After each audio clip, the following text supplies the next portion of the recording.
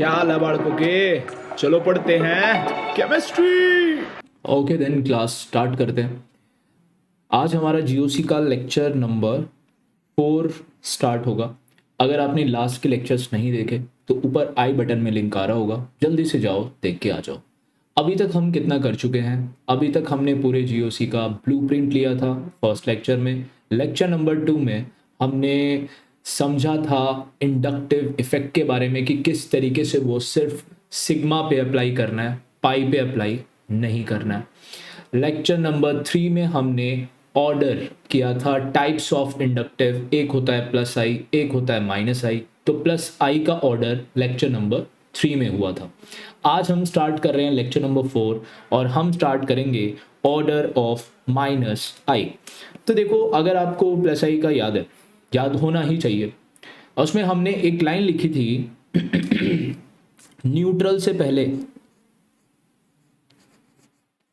Neutral से पहले charged. तो यहां भी वो सेम लाइन ही लिख रहा हूं मैं, न्यूट्रल से पहले चार्ज्ड। वहां पे पहले आए थे नेगेटिवली चार्ज, क्योंकि हम बात कर रहे थे प्लस आई की। प्लस आई में हमको करना होता है डोनेशन। तो जो इलेक्ट्रॉन डोनेटिंग ग्रुप थे उन्हीं को हमने यूज किया था और हमने बोला था कि वो प्लस आई शो कर रहे होंगे। तो यहां पर क्या है? यहां पर अपना माइनस आई है। माइनस आई में वो ग्रुप्स आएंगे जो इलेक्ट्रॉन विदड्रॉइंग ग्रुप होंगे। देखो, शॉर्ट फॉर्म समझ में आनी चाहिए। इसका मतलब है इलेक्ट्रॉन विदड्रॉइंग ग्रुप, मतलब इलेक्ट्रो विदड्रॉ कर रहे हैं। अब ऐसे ग्रुप्स कौन से होंगे? अगर मैं चार्ज की बात करूं तो अगर मैं प्लस आई में मैंने नेगेटिव लिया था, नेगेटिव चार्ज का मतलब एक्स्ट्रा इलेक्ट्रॉन्स, एक्स्ट्रा इलेक्ट्रॉन का मतलब ये डोनेशन करेंगे। तो यहां पे हम कौन सा चार्ज ले लेंगे? बिल्कुल सही सोच रहे हो आप, पॉजिटिवली चार्ज्ड। इतनी बात तो हमें समझ में आ गई है। देखो, सबसे पहले मैं पॉजिटिवली चार्ज का फर्स्ट ऑर्डर हमको आप लोगों के साथ आप लोगों को बता रहा हूं। देखो, Nr3+, इसके बाद मैं लिखता हूं Sr2+, इसके बाद लिखता हूं मैं NH3+। अब ध्यान से पहले तो इन तीनों को समझना स्टार्ट करते हैं। जैसे कि नाइट्रोजन है, नाइट्रोजन आपको पता है न्यूट्रल स्टेट में ये 3 बॉन्ड फॉर्म करता है। यहाँ पे इसने फॉर्म कर लिए 1 बॉन्ड और 3 बॉन्ड, इसके साथ 4 बॉन्ड हो गए हैं तो पॉजिटिव चार्ज आएगा। अगर 3 की जगह 2 होते, नाइट्रोजन नॉर्मल करता है 3 बॉन्ड, अगर 2 बॉन्ड आते तो आता नेगेटिव चार्ज। लास्ट प्लस आई में आया था NH नेगेटिव, याद आया। अभी नाइट्रोजन के 3 बॉन्ड हो जाएंगे तो न्यूट्रल। अगर नाइट्रोजन के 4 बॉन्ड कहीं पे भी आपको दिख जाए तो हमेशा उसके ऊपर पॉजिटिव चार्ज आएगा। सेम फॉर ऑक्सीजन होता है। ऑक्सीजन के अगर 2 बॉन्ड कहीं पे दिखे तो आप उसको बोल देना न्यूट्रल। ऑक्सीजन का अगर कहीं पे 1 बॉन्ड दिखे तो उस पर लगा देना नेगेटिव चार्ज। जैसे कि कुछ स्ट्रक्चर्स होती है, देखो CO3-2, तो जहां पे सिंगल बॉन्ड है वहां पे नेगेटिव चार्ज है, और कहीं पे अगर 3 बॉन्ड हो जाए तो ऑक्सीजन पे पॉजिटिव चार्ज आएगा।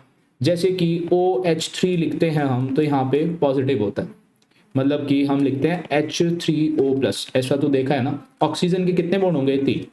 तो ये इलेक्ट्रोनेगेटिव एटम्स हैं। अगर ये अपनी वैलेंसी से ज्यादा बॉन्डिंग करते हैं तो इनके ऊपर प्लस चार्ज आता है। Same for sulphur. सल्फर भी तो ऑक्सीजन की फैमिली में आता है, ओस से टेपो, ओल्ड स्टाइल से टेपो। क्या बात सही है? तो ये भी बिल्कुल सेम है। यहाँ पे इसने 3 बॉन्ड्स फॉर्म कर लिए हैं तो इसके ऊपर पॉजिटिव चार्ज आ गया। ये तीनों के बारे में तो आपको समझ में आ गया। अगर मैं इसमें विड्रॉइंग ग्रुप देखूं, सबसे स्ट्रांगली विड्रॉ करता है NR3+, फिर उसके बाद आता है Sr2 और उसके बाद आ रहा है NH3+। अब देखो, मैं सवाल लिख के समझाता हूं इनका रीजन। हम समझने वाले हैं। सबसे पहले हम कंपैरिजन करेंगे Nr3+ में एंड NH3+ में। ऐसा क्यों होता है, एक्सप्लेन वाई। फिर हम सल्फर को भी समझ लेंगे कि वो ऐसा क्यों आया। पहले हम इसमें समझते हैं, क्योंकि इसमें सेंट्रल एटम है नाइट्रोजन, वो सेम है, दैट्स वाई मैंने सबसे पहले एग्जांपल इसी का लिया। तो अब समझना स्टार्ट करते हैं भाई, ऐसा क्या हो गया। अगर मैं इनका स्ट्रक्चर थोड़ा सा ड्रॉ करने की कोशिश करता हूं, ध्यान से समझना। अगर मैंने यहां पे ड्रॉ किया नाइट्रोजन और 3 ग्रुप लगा दिए हैं एल्काइल ग्रुप, तो यहां पे नाइट्रोजन पे आ गया है प्लस चार्ज। क्या बात सही है? सही है। तो ये इलेक्ट्रॉन विड्रॉ तो कर ही रहा होगा, क्योंकि इलेक्ट्रॉन नेगेटिव भी है, इलेक्ट्रॉन विड्रॉ तो कर रहा होगा क्योंकि ये इलेक्ट्रॉन नेगेटिव भी है, और इलेक्ट्रॉन नेगेटिव होने के बाद इसके ऊपर पॉजिटिव आ गया, इलेक्ट्रॉन्स की कमी हो गई। तो इलेक्ट्रॉन्स तो इसको चाहिए क्योंकि इसे न्यूट्रलिटी चाहिए, बट ये कितनी पावर से ये इलेक्ट्रॉन को विड्रॉ कर रहा होगा, इस पे डिपेंड करते हैं इसके साइड एटम। देखते हैं इसके फ्रेंड्स कैसे हैं, रिच है क्या? यस, एल्काइल ग्रुप हमारा इलेक्ट्रॉन डोनेटिंग ग्रुप होता है, हाइड्रोकार्बन होगा, आर का मतलब होता है सिर्फ इसके अंदर कार्बन और हाइड्रोजन ही प्रेजेंट होंगे। ऐसा भी हो सकता है आर की जगह CH3 हो, देखो कार्बन और हाइड्रोजन है। ऐसा भी हो सकता है C2H5 हो, मतलब 2 कार्बन, C3H7 हो, 3 कार्बन, तो मतलब हाइड्रोजन और कार्बन, हाइड्रोकार्बन एक होगा, मतलब एल्काइल ग्रुप हम इसको कहते हैं। तो बात ध्यान से समझना, ये alkyl group electron donating group होता है। तो क्या इसने यहां से इलेक्ट्रॉन डोनेट किए होंगे, यहां से इसने इलेक्ट्रॉन डोनेट किए होंगे, यहां से इसने भी इलेक्ट्रॉन डोनेट किए होंगे, और ये तीनों ने इलेक्ट्रॉन जब इसको डोनेट कर ही दिए, जब इन तीनों ने इसे इलेक्ट्रॉन डोनेट कर ही दिए, तो क्या ये न्यूट्रलिटी की तरफ हो गया है? तो फर्दर जो ये इलेक्ट्रॉन विड्रॉ कर रहा होगा, क्या इसका इलेक्ट्रॉन विड्रॉइंग ग्रुप आपको, क्या इसको इलेक्ट्रॉन विड्रॉइंग इफेक्ट इसका डिक्रीज हो जाएगा? देखो आप ऐसे समझ सकते हो, एक आपको पैसे की जरूरत है और आपके 3 दोस्त हैं और ये है बैंक।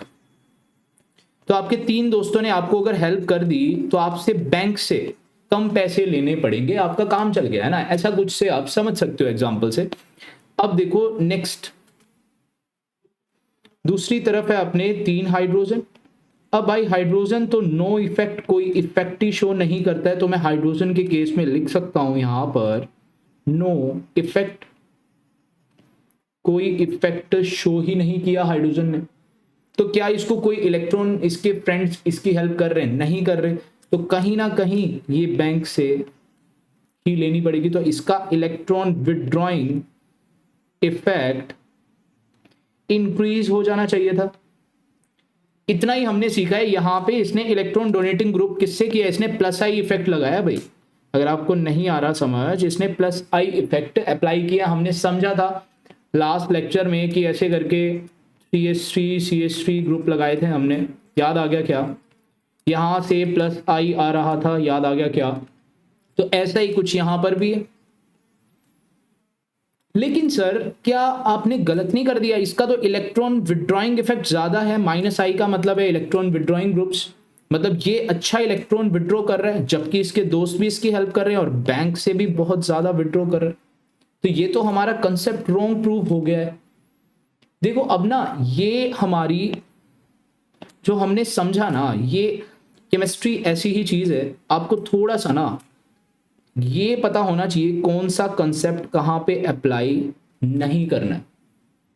इसकी समझ आएगी प्रैक्टिस के साथ, और हम ना स्टेप बाय स्टेप चीजें पहले क्या कर देंगे, गलत कर देंगे, तो हमको समझ आ जाएगा यहां पे ये चीज अप्लाई नहीं हो रही थी। फिर उसको हम क्या करेंगे, करेक्ट करेंगे, जिससे कि आपके ब्रेन सेल में आपको याद रहेगा कि यस ये तो ऐसे तो हमने किया था, तो ये गलत हो गया था।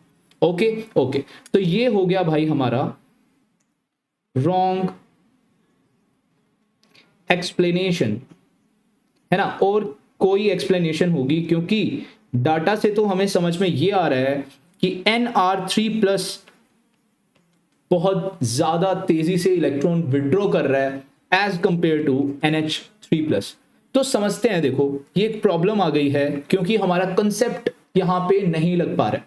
बस इसका मतलब ये नहीं है कि कंसेप्ट फेल हो गया है, अब देखो समझते हैं ऐसा क्यों हुआ।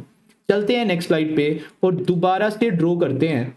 सबसे पहले लिखो, हम समझने वाले हैं अभी the real situation, the real situation.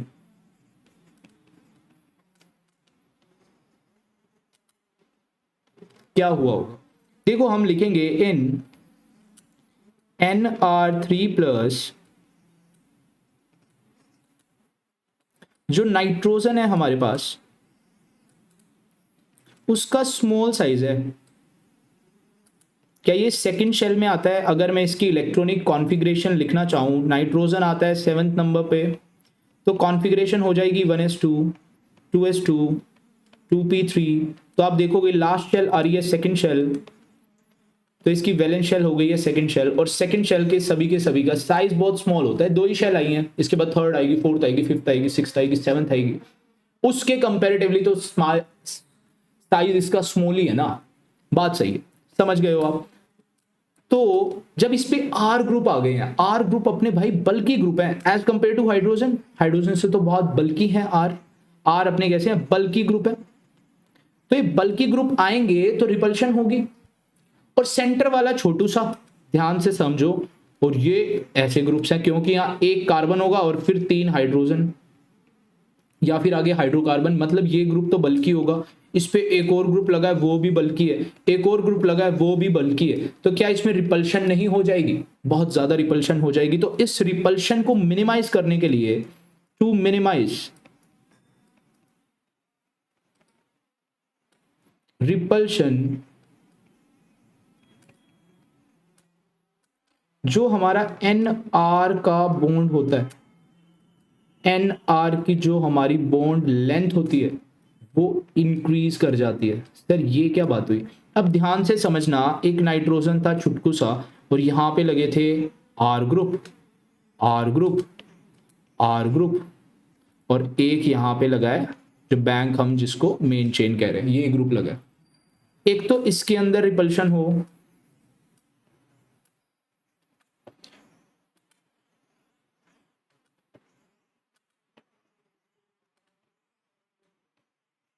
अगर मैंने सिर्फ बॉन्ड लेंथ इंक्रीज की है, और बॉन्ड लेंथ इंक्रीज करने से क्या इनकी इलेक्ट्रॉन की रिपल्शन कम नहीं हो गई? तो क्या ये इलेक्ट्रॉन पहले यहां थे, पहले ये कहीं यहां थे, फिर हमने बॉन्ड लेंथ इंक्रीज कर दी, तो क्या इनकी रिपल्शन डिक्रीज नहीं होगी?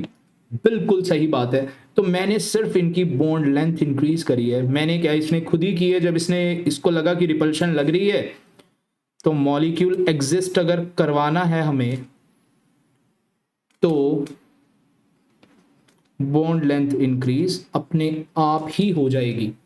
और आप ध्यान से देखो, जो इलेक्ट्रॉन्स पहले होंगे, देखो मैं 2 सिचुएशन बना देता हूं। पहले तो हम कह रहे हैं कि ये नाइट्रोजन की बॉन्ड लेंथ कम थी,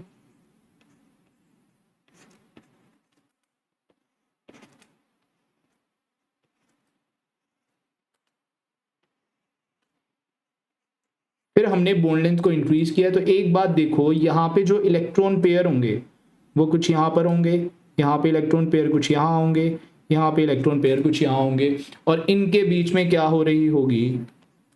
रिपल्शन। अब इलेक्ट्रॉन पेयर चले गए हैं यहाँ पे, देखो क्या आपको दिखा, इनके बीच में थोड़ा सा बॉन्ड एंगल, बॉन्ड एंगल तो सेम ही है, बट बॉन्ड एंगल तो ये एंगल तो सेम है, बट पहले अगर इलेक्ट्रॉन यहाँ थे और अब ये इलेक्ट्रॉन यहाँ आ गए हैं, तो क्या इनके बीच में डिस्टेंस इंक्रीज हो गया है, तो रिपल्शन मिनिमाइज हो गई होगी। और यही एक रीजन है जिसकी वजह से हम तो ये सोच रहे थे कि इंडक्टिव लगा और इलेक्ट्रॉन नाइट्रोजन की तरफ जा रहे हैं, बट रियल सिचुएशन में रिपल्शन के कारण ये इलेक्ट्रॉन थे तो पहले नाइट्रोजन की तरफ, बट अब आर ग्रुप की तरफ आते हुए हमें दिख रहे हैं, क्योंकि बॉन्ड लेंथ हमारी इंक्रीज कर गई है। समझ आई बात? तो जिसके कारण इस पे इलेक्ट्रॉन डेफिशिएंसी और ज्यादा इंक्रीज हो गई है। मतलब कि जो फ्रेंड हम सोच रहे थे इसकी हेल्प करेंगे, बट वो हेल्प करने आए तो रिपल्शन लग गई तो वो दूर हो गए, तो इसी को हेल्प करनी पड़ी, मतलब इलेक्ट्रॉन्स इसी से लेके चले गए। बात समझ लो, जस्ट उल्टा हो गया है। रियल सिचुएशन समझ में आ गई है, इस पे इलेक्ट्रॉन डेफिशिएंसी इंक्रीज हो गई है, तो अब ये फर्दर भी इलेक्ट्रॉन विड्रॉइंग नेचर इंक्रीज हो गया इसका। दैट्स वाई Nr3 प्लस का इलेक्ट्रॉन विड्रॉइंग नेचर ज्यादा है एज कंपेयर टू NH3। समझ में आया या नहीं? जैसे ही इसका इलेक्ट्रॉन विड्रॉइंग नेचर इंक्रीज कर जाएगा, वैसे ही हम बोल देंगे कि इसका -I इफेक्ट भी इंक्रीज हो गया होगा, क्योंकि -I का मतलब और कुछ नहीं, -I का मतलब और कुछ नहीं, -I का मतलब था इलेक्ट्रॉन विड्रॉइंग नेचर। समझ में बात आ गई? इसके बाद चलते हैं अपनी नेक्स्ट स्लाइड पे और समझते हैं। देखो दोबारा से मैं ये ऑर्डर लिख रहा हूं, Nr3 प्लस Sr2 प्लस और लास्ट में क्या आ जाएगा NH3 प्लस। क्या बात सही है? सही। देखो ऑर्डर है कुछ ये इन दोनों का रीजन हमने समझ लिया कि जो Nr की बॉन्ड लेंथ होती है वो इंक्रीज कर जाती है, जिससे आप पूरा का पूरा आपको स्टोरी याद आ जाएगी। अब बात करते हैं भाई इन दोनों में क्या है हुआ रीजन। Sr2 की तो बात की नहीं हमने, इन दोनों में रीजन क्या होगा? अगर हम ध्यान से देखें इलेक्ट्रोनेगेटिविटी की बात करें तो नाइट्रोजन की इलेक्ट्रोनेगेटिविटी ज्यादा है, नाइट्रोजन की इलेक्ट्रोनेगेटिविटी ज्यादा है, जिसके कारण उसका इलेक्ट्रॉन विड्रॉइंग नेचर भी ज्यादा होगा एज कंपेयर टू सल्फर। तो एस से -I इफेक्ट भी इंक्रीज होगा। अब देखो आप कहोगे सर फिर नाइट्रोजन तो यहाँ आ रहा है, बट यहाँ पे R भी तो आ रहा है, R के कारण इसकी भी तो बॉन्ड लेंथ इंक्रीज होगी।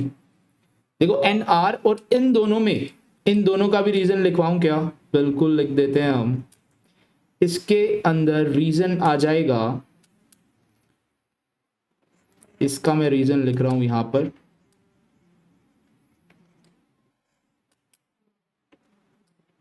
नहीं तो यहाँ पे इतना सही नहीं लगेगा, तो इसीलिए हम जगह बना लेते हैं अपनी।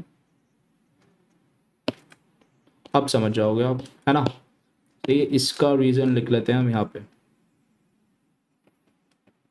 रीजन है यहाँ पे Sr की बॉन्ड लेंथ इंक्रीज कर जाएगी, जिसके कारण इलेक्ट्रॉन विड्रॉइंग नेचर इंक्रीज कर जाएगा, जिसके कारण -I इफेक्ट भी अपना इंक्रीज कर जाएगा। समझ में बात आपको आ चुकी है? बोल दो भाई हाँ या ना, कमेंट्स में बता दो लेक्चर समझ में आ रहा है या नहीं, लेक्चर समझ में आ रहा है या नहीं, बोल दो भाई, कमेंट्स करके मेरे को बता दो।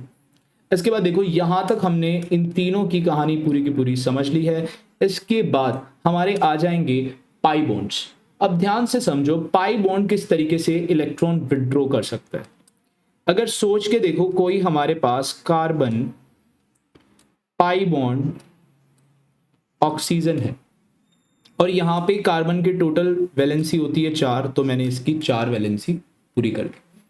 अब यहां पे देखो ये इलेक्ट्रॉन विड्रॉ कर सकता है कुछ, यहां पे कोई इलेक्ट्रॉन्स हो तो इलेक्ट्रॉन्स को ये कुछ इस तरीके से कार्बन विड्रॉ कर लेगा और ये फर्दर कुछ इस तरीके से शिफ्ट भी हो सकता है।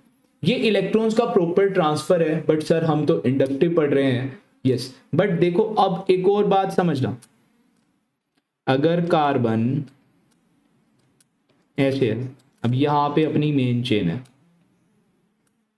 तो यहां से भी वो इलेक्ट्रॉन विड्रॉ ही करेगा, क्योंकि ऑक्सीजन क्या है, इलेक्ट्रोनेगेटिव एटम है, और इलेक्ट्रोनेगेटिव के बाद ये तो उसका फर्स्ट कार्बन ही है, मतलब इसको क्या बोल सकते हैं, अल्फा। इसके बाद यहाँ पे आ गया बीटा, फिर गामा, गामा तक इसका इफेक्ट होगा, तो क्या ये माइनस आई इफेक्ट लगा रहा होगा?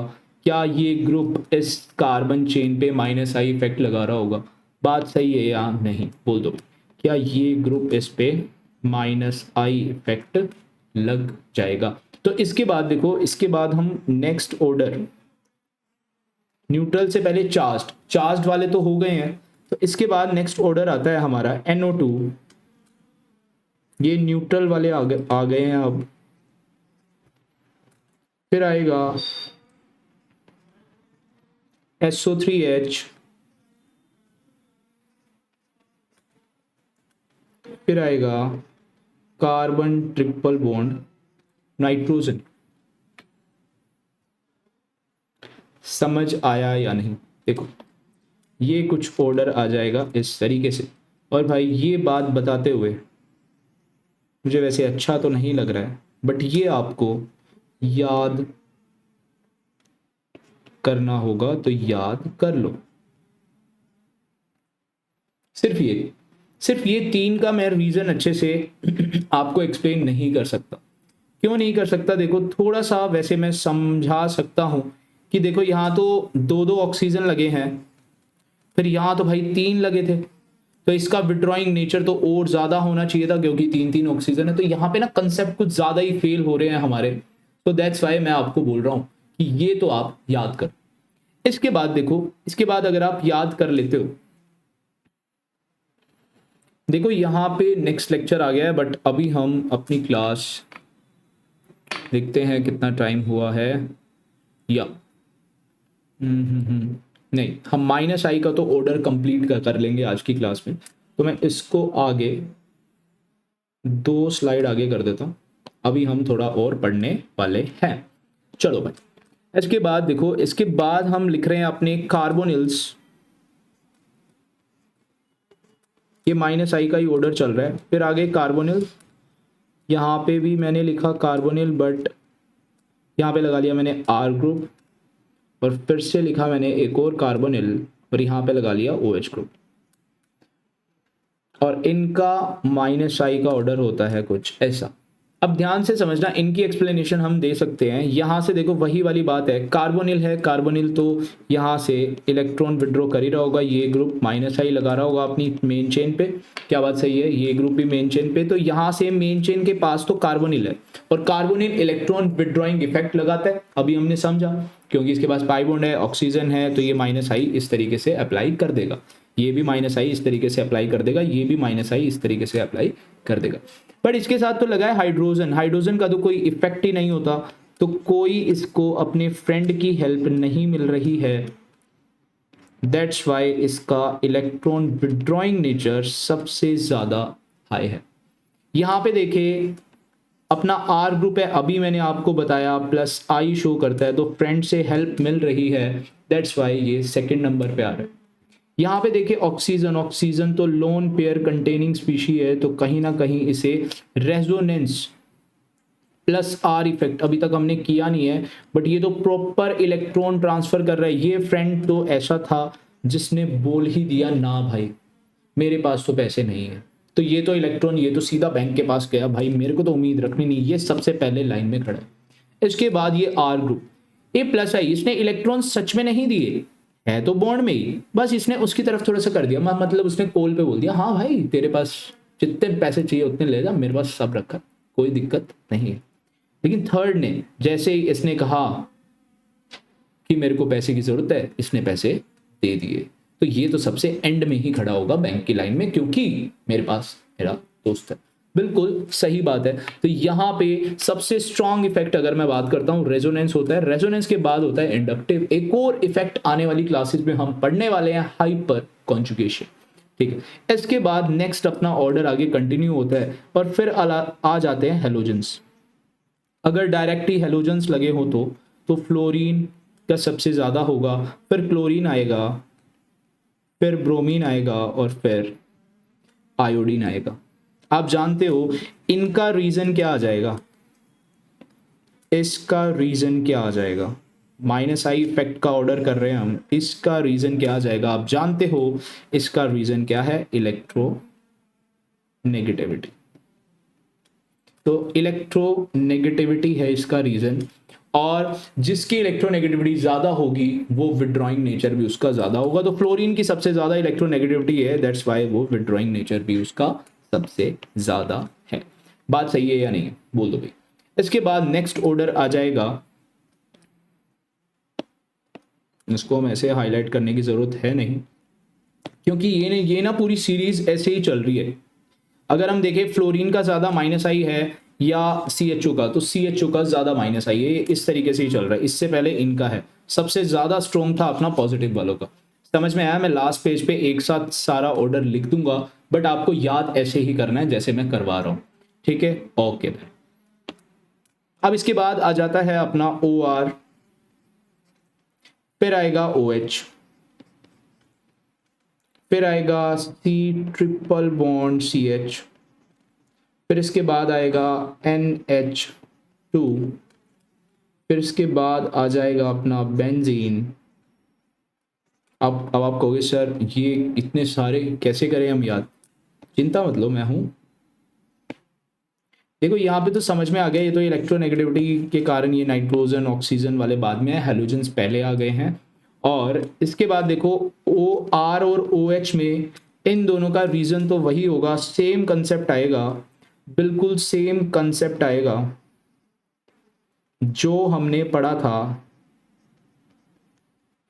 NR3+ के लिए एंड NH3+ के लिए, मतलब कि जिसमें R बॉन्ड है उसकी बॉन्ड लेंथ इंक्रीज हो जाएगी। तो इसके अंदर हम डायरेक्ट रीजन ही लिख लो, इन दोनों का रीजन है कि OR की जो बॉन्ड लेंथ है वो इंक्रीज हो जाएगी, जिसके कारण इसका इलेक्ट्रॉन विड्रॉइंग नेचर भी इंक्रीज हो रहा होगा। इसके बाद हम ट्रिपल बॉन्ड की बात करते हैं। यहां पे इसके बाद देखो ट्रिपल बॉन्ड है, और ट्रिपल बॉन्ड में हम जानते हैं कि कार्बन हमारा sp हाइब्रिडाइज्ड है, और कार्बन अगर sp हाइब्रिडाइज्ड हो जाता है तो हम कहते हैं कि परसेंटेज S करेक्टर इसके अंदर इंक्रीज कर गया, जिसके कारण इसकी इलेक्ट्रोनेगेटिविटी भी इंक्रीज कर गई होगी। अगर आपको ये कंसेप्ट यही एक लाइन मैंने लिखी और आपको समझ आ गया, ये S करेक्टर वाली चीज़ हाइड्रोकार्बन में आती है, जो कि क्लास 11th में हम लास्ट चैप्टर है शायद से, हाँ लास्ट चैप्टर है हाइड्रोकार्बन। अगर आपको ये परसेंटेज S करेक्टर में प्रॉब्लम है तो आप मेरे को कमेंट करना, मैं एक शॉर्ट्स आपके लिए डाल दूंगा जिसके अंदर हम sp sp2 sp3 मतलब हाइब्रिडाइजेशन इन ऑर्गेनिक केमिस्ट्री का एक सिंपल सा टॉपिक में एक मिनट का शॉर्ट्स में आपको समझा दूंगा। समझ में आ गया?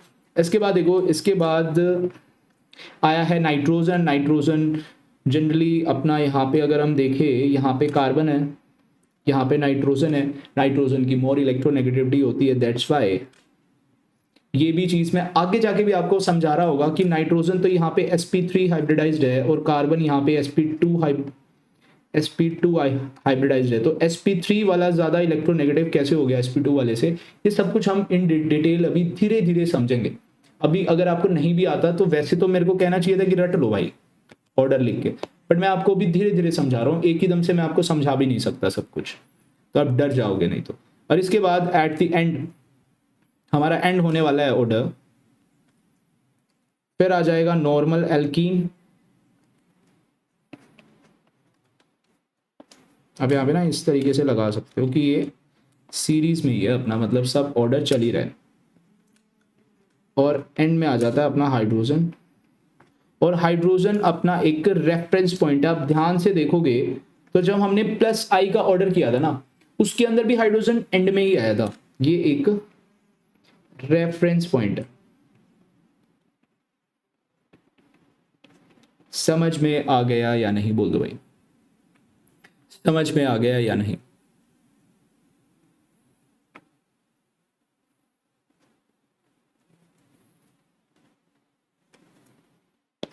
अभी एक बात समझते हैं, एक सवाल से हम समझते हैं। अब देखो पूरा ऑर्डर हमने कर लिया है। सबसे पहले आएंगे अपने पॉजिटिवली चार्ज्ड, सबसे पहले आप इनको याद कर लोगे, फिर आएंगे अपने ही याद करने वाले, फिर इनके बाद आएंगे कार्बोनिल्स, उनके बाद आएंगे हेलोजेंस, उसके बाद आएंगे OR OH। ये आप उन्हीं से याद रखना जो NR3 वाली चीज थी, बॉन्ड लेंथ वाला कंसेप्ट है, सेम कंसेप्ट है बिल्कुल। फिर आएगा ट्रिपल बॉन्ड, फिर आएगा डबल बॉन्ड बेंजीन में, फिर डबल बॉन्ड आएगा सिंपल, बीच में आएगा NH2। देखो ये वही बात है, पहले आया था ऑक्सीजन टेकिंग जैसे कि सल्फर आया था, फिर आया था नाइट्रोजन वाला नॉर्मल, तो वही वाली चीज है, ये भी बिल्कुल सेम है। अगर आप एक दो बार इसको लिखना आपको याद हो जाएगा, लेकिन याद करने की कोई ज़रूरत नहीं है, हम सारी क्वेश्चन प्रैक्टिस यहीं पे कर लेंगे। अब धीरे धीरे बस इसको लिखते जाओ और समझते जाओ जितना मैं समझा रहा हूँ। जैसे कि यहाँ पे मैंने आपको समझाया कि इंडक्टिव इफेक्ट अप्लाई हो रहा है, यहाँ पे रेजोनेंस अप्लाई हो रही है, यहाँ पे तो CH3 था, उसके पास तो कोई लोन पेयर तो नहीं था, तो दैट्स वाई उसने इंडक्टिव ही अप्लाई किया। वैसे यहाँ पे हाइपर कॉन्जुगेशन भी आ सकता था, बट अभी हम आगे जाके धीरे धीरे समझ रहे होंगे। तो एक क्वेश्चन मैं लिख रहा हूं, हम करें एप्लीकेशन। अब हम अप्लाई करना सीखेंगे अपने इंडक्टिव को, अभी तक हमने थ्योरी सीखी है, हम कर रहे हैं एप्लीकेशन ऑफ इंडक्टिव।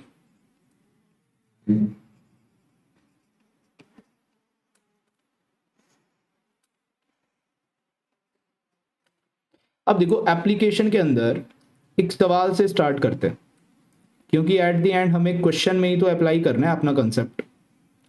देखो क्वेश्चन कुछ है, हमको दो सबस्ट्रेट दिए हैं, एक तो ये सबस्ट्रेट दिया है और दूसरा सबस्ट्रेट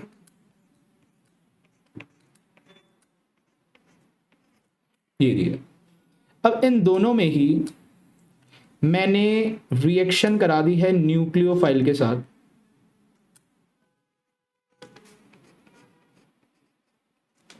और हमको बताना है कि फास्ट रिएक्शन किसके अंदर होगी।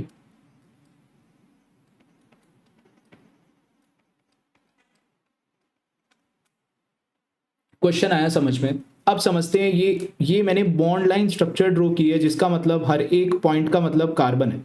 यहां भी carbon carbon carbon carbon carbon, यहां है कार्बोनिल। तो मैं आपको बता दूं कि न्यूक्लियोफाइल कहां पे रिएक्ट करता है, आपको तो पता नहीं है। मैं कह रहा हूं कि न्यूक्लियोफाइल यहां पे इस तरीके से रिएक्शन शो कर रहा होगा दोनों ही केस में, तो ये वहां पे रिएक्ट करने आएगा। देखो न्यूक्लियोफाइल खुद तो इलेक्ट्रॉन रिच है, तो जिससे रिएक्ट करेगा वो इसे इलेक्ट्रॉन डेफिशिएंट चाहिए। तो हम ये चेक करेंगे इन दोनों में से जो मोर इलेक्ट्रॉन डेफिशिएंट होगा उस पे न्यूक्लियोफाइल फास्ट रिएक्ट कर रहा होगा। मैंने आपको स्टार्टिंग में बताया था कि हमको करना है सबस्ट्रेट पे इलेक्ट्रॉन डेंसिटी चेक, तो वो चीज यही थी कि अब देखो मैं आपको सिखा रहा हूं, क्योंकि आप एक इफेक्ट सीख चुके हो, इंडक्टिव का पूरा ऑर्डर आ गया है, हमको बेसिक्स आ गया है, अब जस्ट हमको उन सबको सम अप करके क्वेश्चन में अप्लाई करना सीखना है। अगर ये भी आपने सीख लिया ना तो बस इंडक्टिव हो गया भाई, सारे सवाल आप देखते ही कर दोगे। अब देखो बस ध्यान से समझते रहो, वो पॉइंट आने वाला है जब आपको समझ आनी चाहिए। देखो बात समझो, यहां पे ये ग्रुप सेम है, यहां भी ये ग्रुप सेम है, इन दोनों पे तो न्यूक्लियोफाइल आ रहा है, मतलब यहां तो सेम है। तो जो ग्रुप बच गया उसका इफेक्ट चेक कर लेंगे हम, वो ग्रुप इलेक्ट्रॉन डोनेटिंग है या इलेक्ट्रॉन डेफिशिएंट है। देखो समझते हैं, अगर मैं इसमें इस ग्रुप की बात करूं तो इसमें सिर्फ कार्बन और हाइड्रोजन है, जबकि ये आर ग्रुप जैसा ग्रुप हो गया। आर ग्रुप तो इलेक्ट्रॉन डोनेटिंग ग्रुप होता है,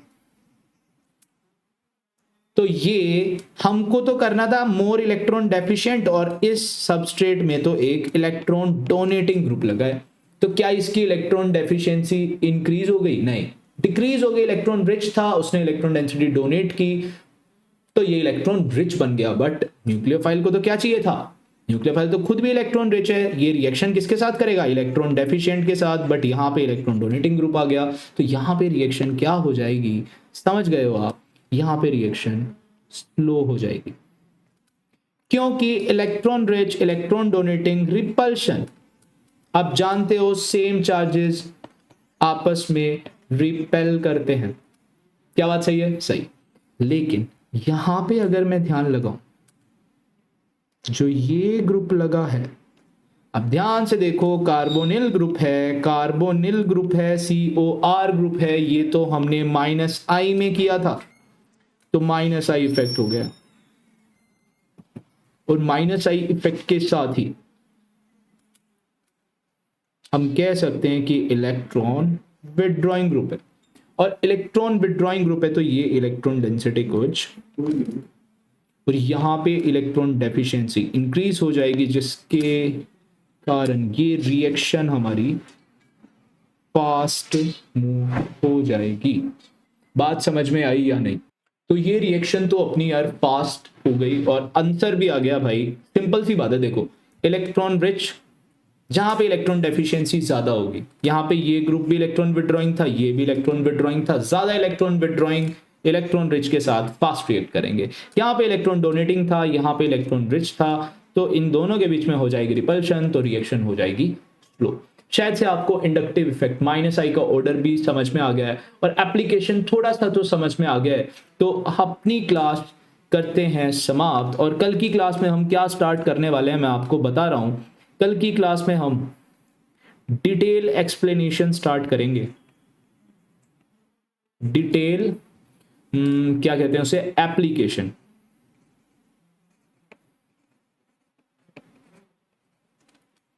of inductive effect. Inductive effect को मैं डिटेल में अप्लाई करके दिखाऊंगा आपको डिफरेंट क्वेश्चंस पे। अगर आपको ये वीडियो अच्छी लगी है तो आप जानते हो आपको क्या करना है, वीडियो को लाइक, अगर आप नए हो तो चैनल को सब्सक्राइब कर देना, और वीडियो इसी तरीके से आती रहेंगी तो केमिस्ट्री सीखते रहना, और अपने किसी बेस्ट फ्रेंड को आप शेयर कर सकते हो, क्योंकि उसको भी केमिस्ट्री आसानी से सीखने का अधिकार। यो सो ओके, यो।